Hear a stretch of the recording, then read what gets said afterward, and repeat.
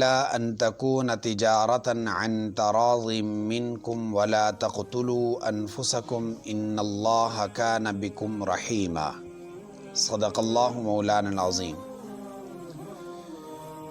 زیر درس آیہ کریمہ سورہ نساء کی آیت نمبر 29 ہے۔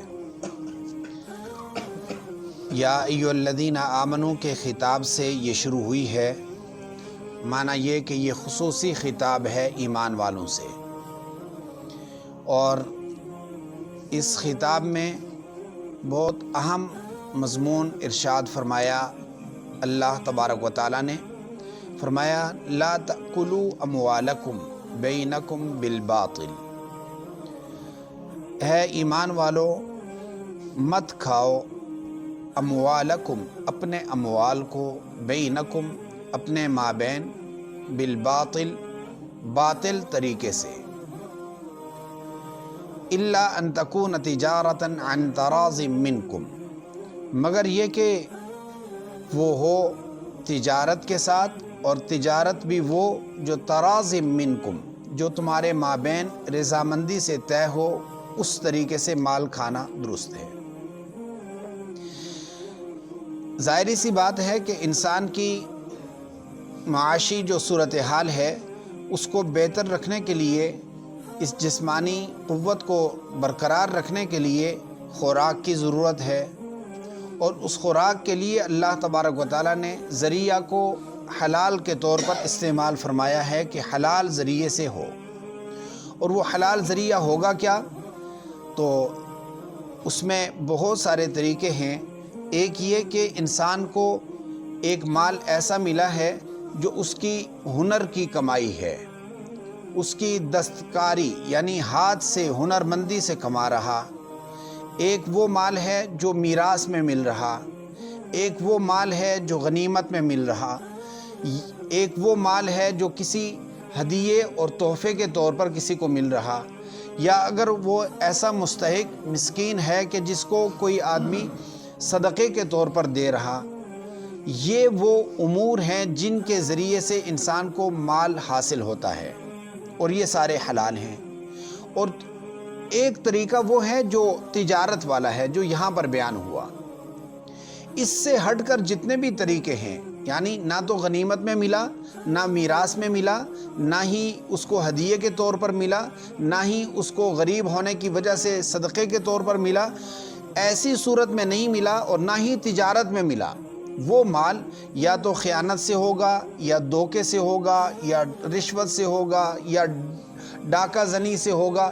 کسی بھی ایسے طریقے سے مال حاصل کرنا، چاہے وہ کھانے کے لیے استعمال ہو یا عام استعمال کے لیے ہو، عمارت کے لیے ہو اور کاروبار کے لیے ہو، کسی بھی طور پر وہ درست نہیں ہے۔ اس لیے ایمان والوں سے فرمایا لا تأکلوا اموالکم بینکم بالباطل، باطل طریقے سے نہ ہو، جائز طریقے سے۔ اور جائز طریقے میں جو غنیمت کے بعد سب سے عمدہ طریقہ ہے تجارت کا، اس کو بیان فرمایا کہ تجارت کے ذریعے ہو، اور تجارت بھی ایسی ہونی چاہیے کہ جو تراضم بینکم، کہ جو تمہارے درمیان میں رضامندی سے طے ہو۔ اس لیے کہ حضور نبی کریم صلی اللہ علیہ وسلم کا ارشاد گرامی ہے، فرمایا کہ کسی مسلمان کا مال کسی مسلمان کے لیے حلال نہیں الا بطیب نفسہ، مگر یہ کہ وہ اپنی رضامندی سے دے۔ تو رضامندی تبھی ہوگی کہ جب آدمی بامی باؤ میں اور بامی جو آپس میں معاملہ ہے وہ رضامندی سے طے کرے، کسی طرح بھی ظلم نہ کرے۔ اگلا حکم ارشاد فرمایا وَلَا تَقْتُلُوا أَنفُسَكُمْ، اپنے آپ کو قتل نہ کرو۔ یہ قتل کا حکم، پیچھے مال کا حکم، یہاں قتل کا حکم نسبت اپنی طرف فرمائی ہے کہ بھئی آپ خود اپنے اموال کو نہ کھاؤ۔ معنی یہ کہ کسی مسلمان کا مال وہ تمہارا مال ہے، وہ تمہارا مال ہے، اور اس کو حرام طریقے سے نہیں حلال طریقے سے استعمال کرنا چاہیے۔ اسی طرح فرمایا وَلَا تَقْتُلُوا أَنفُسَكُمْ، اپنے آپ کو نہیں مارو۔ یعنی کسی مسلمان کا قتل کرنا یہ اپنے آپ کو قتل کرنے کے مترادف ہے۔ کہا کہ کوئی آدمی کسی کو قتل نہ کرے۔ قتل کسی انسان کو کبھی اس قدر مذموم اور اس قدر اللہ کے ہاں ناگوار ہے۔ فرمایا کہ بیت اللہ کی حرمت سے زیادہ ایک انسان کی حرمت ہے اللہ کی نگاہ میں۔ بیت اللہ کی حرمت سے۔ اور پھر ایک روایت میں آتا ہے کہ زمین اور آسمان کا زوال یہ اللہ کے نزدیک کم درجہ رکھتا ہے ایک انسان کے قتل سے۔ زمین و آسمان کا زوال معنی یہ کہ زمین و آسمان درہم برہم ہو جائیں، اللہ کے نزدیک کوئی معنی نہیں رکھتے ایک انسان کے قتل سے۔ اور ایک انسان کا قتل بڑی آسانی سے آج عام ہو چکا ہے۔ اللہ تعالیٰ خصوصی خطاب میں فرما رہے ہیں کہ قتل نہ کرو۔ ایک وہ قتل ہے کہ ایک انسان دوسرے کو کرے، وہ تو حرام ہے ہی ہے۔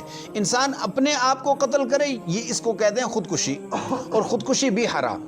خودکشی کے وہ تمام ذرائع شریعت نے منع کیے ہیں کہ آدمی بے ہوشی کی وجہ سے اپنے آپ کو مار رہا ہے، اپنی ذہنی ٹینشن کی وجہ سے مار رہا ہے، کوئی آدمی یعنی دل برداشتگی کی وجہ سے مار رہا ہے۔ کسی بھی طریقے سے انسان کا خود کو اپنے آپ کو ختم کرنا یہ حرام ہے۔ روایات میں آتا ہے کہ جو آدمی اس طرح کا قتل کرتا ہے کہ وہ اگر زہر کھاتا ہے تو اس کے مرنے کے بعد قبر میں وہ انتظام کر دیا جاتا ہے، تا قیامت وہ کھاتا ہے، اسی سے مرتا ہے، پھر جیتا ہے، پھر مرتا ہے۔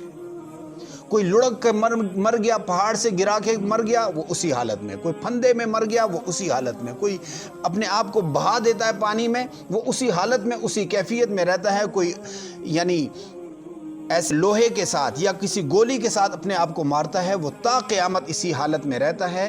اس لیے نوجوانوں کو اس وقت اس بات کی تربیت دینا اور حوصلہ دینا کہ بھائی ایسی کوئی بات نہیں کہ تم اس مصیبت سے جان چھڑانے کے لیے اپنی جان کو ختم کر رہے ہو، یہ تو ختم ہونے والی نہیں، یہ تو تا قیامت جاری رہنے والی ہے، اور قیامت کے بعد بھی ہمیشہ رہے گی۔ اس لیے کہ انسان اپنے آپ کو تب ختم کرے کہ یہ اپنا ہو۔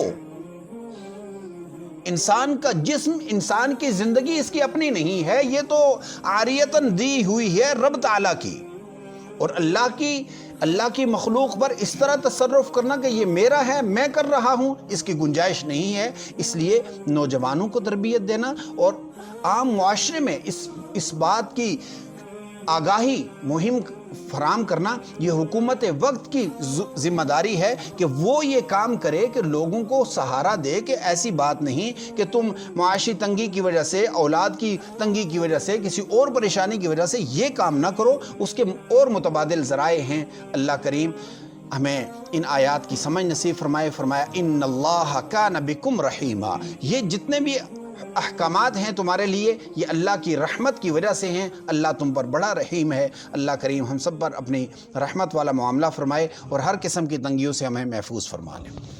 قل يا عبادي الذين أسرفوا على أنفسهم لا تقنطوا من رحمة الله